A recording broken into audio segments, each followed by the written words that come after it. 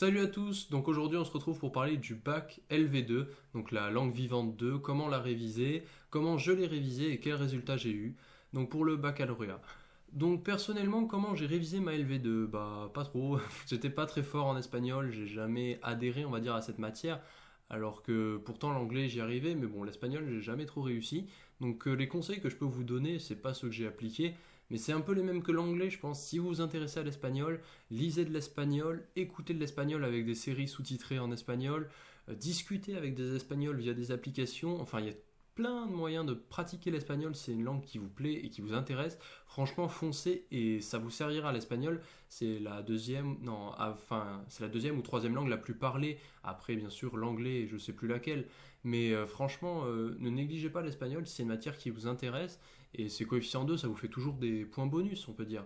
Donc révisez bien l'espagnol. Et après, comment s'est passée mon épreuve d'espagnol? Bah, ça a été la catastrophada. Enfin, pas autant. J'ai réussi à avoir la moyenne. Ça, je sais pas comment. C'est une de mes notes qui m'a le plus surpris. J'ai réussi à avoir 11 pour l'espagnol. Mais pour vous dire, la compréhension orale, il parlait des femmes de la... Je sais plus comment c'était le titre, mais les femmes de la cahier, je crois.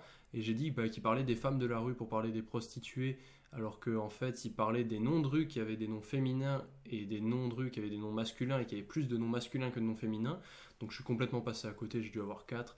Et mon entretien oral, comment ça s'est passé?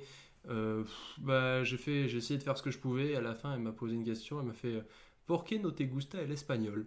Alors que je n'avais jamais dit que j'aimais pas l'espagnol ni rien, mais ça devait tellement se ressentir, se voir dans mes. En fait, j'ai fait les efforts d'essayer de faire, mais mes phrases voulaient rien dire, absolument rien dire. C'est vraiment vous demandez à quelqu'un d'avoir un dialogue quand il sort de troisième après 2 ans d'espagnol.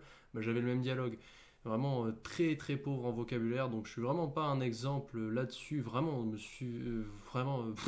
J'arrive même plus à en parler tellement c'était catastrophique.